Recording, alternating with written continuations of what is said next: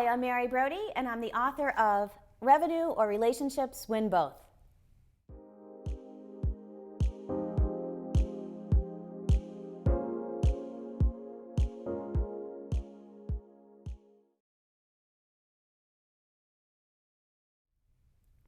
While I was working on these content and experience videos, I realized that I needed to create a video about the role of accountability and agreements in conversations and building relationships.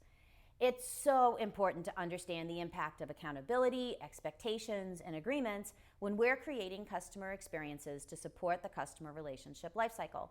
And in fact, whenever you talk about customers in your company, accountability really needs to be front of mind. So I see at least 5 outcomes from a business: engagement, accountability, loyalty, the brand, and revenue. So engagement represents the interaction and conversations between customers and companies themselves. Accountability, that represents the agreements made. Loyalty is the result of these conversations and agreements. The brand is the company's essence and who it is. And revenue indicates how well you do at all of those activities. So accountability really is a key element in the revenue equation and an outcome of brand values and conversations. So now to get started on this video. What is accountability and why should we care? Today I'm going to be using the definitions in my book, Revenue or Relationships Win Both, to answer that question. And I'll also be sharing the types of agreements customers have to companies and companies have to customers, and defining what explicit and implicit agreements are beyond legal and contractual agreements. And after much thought, rather than just reading to you from the book, which may be kind of boring to watch, I'm going to present the excerpt as if it were a video talk. So I hope you enjoy.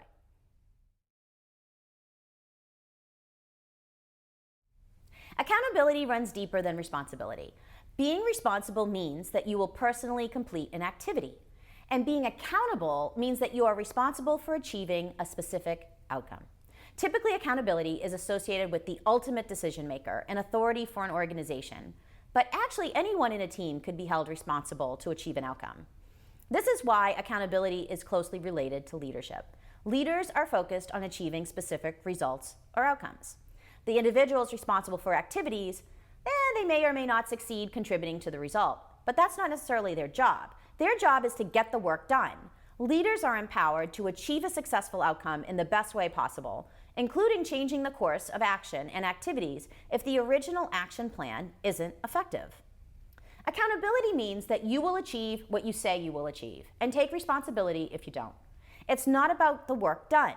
It's about achieving that goal. And being accountable also means that you are responsible for upholding an agreement. Employees may be responsible for upholding agreements with customers in their day-to-day work, but the company and its leadership are ultimately responsible for these customer agreements, even if a customer is already part of a company community. No matter how close a customer is to the company, even if they're perceived to be like family, no matter how involved they are in company activities or how they provide input, that's not an excuse to ever take a customer for granted. Each customer interaction really is an unexpected gift, but this means that a customer has accountability too. Although a customer owes your company nothing, that doesn't mean that customers can't be held accountable for its success or failure. A customer is just as accountable for a company's success as its employees or leadership because they are members of the company ecosystem and community. They aren't responsible to directly provide input or take action. It's the job of the employees to gather that information. But they are minimally accountable to provide feedback to a company upon request. They also provide input and feedback through their actions, digital footprint, express preferences, and direct comments. This feedback is vital to keep a company in business and understand who its customers are. However, for a company to expect customer accountability, it really needs to be held accountable by customers to meet their expectations as well. And to me, there are 5 customer expectations for a company that will help build trust and encourage engagement. Number 1, the customer expects that the company cares to build a product that will solve their problems.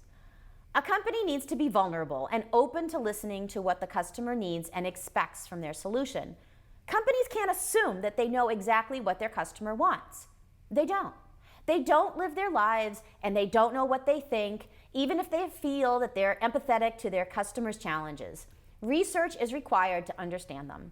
Such research can include metrics and statistics collected from their digital footprint.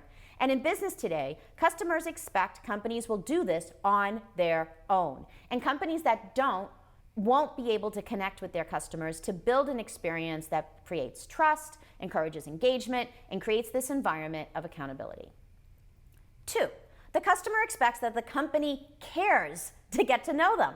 Now, every interaction is an opportunity for the company to get to know the customer. Customers today know that companies gather data about them, and they are comfortable with that, even if the company is slightly intrusive regarding privacy issues. If that information gathered will create a better product and experience for customers, they generally accept and approve of it. However, this comes with an implied agreement that a company will also protect their data. We may think that customers are clueless about the use or misuse of their data in business, but that's just not true. Most people understand and are sensitive to hacking issues in their digital lives and the implication of identity theft. However, they also understand that companies track their purchases and know how good of a customer they are. So customers today expect that this information is taken into consideration during every customer experience. And if not, a customer may be disappointed by assuming that the company knew who they were and didn't provide any indication of that. Now, some examples of customers assuming that a company knows who they are include customers calling a company on their cell phone and the company validating who the customer is rather than asking who they are. A company merchandising products to you based on past purchases and browsing history. A company not asking you why you don't have cable at home because you gave the same reasons the previous 49 calls. The customer expects the company to be able to solve their problems. That's number 3. Customers often don't know how to describe their challenges and how to solve their problems by identifying requirements. And they shouldn't need to do that. That's not their job. The company has professional researchers who can guide them through the requirements gathering process and find ways to help the customer best. However, for requirement gathering activities and for research, the customer really needs to be available to participate and provide these insights. Customers generally do want to participate and be part of the company's community, and this activity is a great way to do that. Most customers don't know how to create a solution for their problem in the same way that a company can and its employees can. Now, requirement gathering events with customers can be inclusive, engaging, and just fun. They have a great time sharing their thoughts and ideas. 4, when a customer purchases a product, they expect it to work as advertised. That's part of the agreement they make with the company when they purchase it. The product works as promised and meets the marketing promises that it made. That's what sets customer expectations. Products and solutions should work as the customers expect it to work. 5, if the product doesn't work as expected, the customer expects the company to fix it. This is also part of an unspoken agreement made during the purchase or an explicit agreement in a warranty or guarantee. A customer often doesn't care how a company fixes it or how many people it contacts or calls to do it. The process is less important than the action. Now, as mentioned earlier, this idea works the other way too. A customer should be accountable to help a company. This excerpt is taken from later in the book, but for the purposes of this video, I decided to move it here. So what exactly should a company expect of a customer besides purchasing a product? 1, provide open and honest feedback about products and operations. Customers must provide this feedback so the company can improve. If a company doesn't understand the challenges and problems of its product, it really can't adequately help customers solve their problems. There needs to be some type of feedback loop available for success. 2, pay a fair price for the product. Sometimes customers want to pay close to nothing for a quality product, and this isn't fair to the company or to the customer. Expecting products to be free isn't helpful for a company to continue being in business, and it doesn't help a customer. People tend to value what they pay for regarding products and services. So if they value and prioritize their goods, they really should pay something. 3, choose whether they purchase or not. High-pressure sales doesn't help anyone. It also doesn't help how people see your company. The decision to purchase really needs to lie with the customer. They could be encouraged to purchase using their relationship building process in the buyer's journey, but ultimately, a customer decides if they want to purchase a product or not.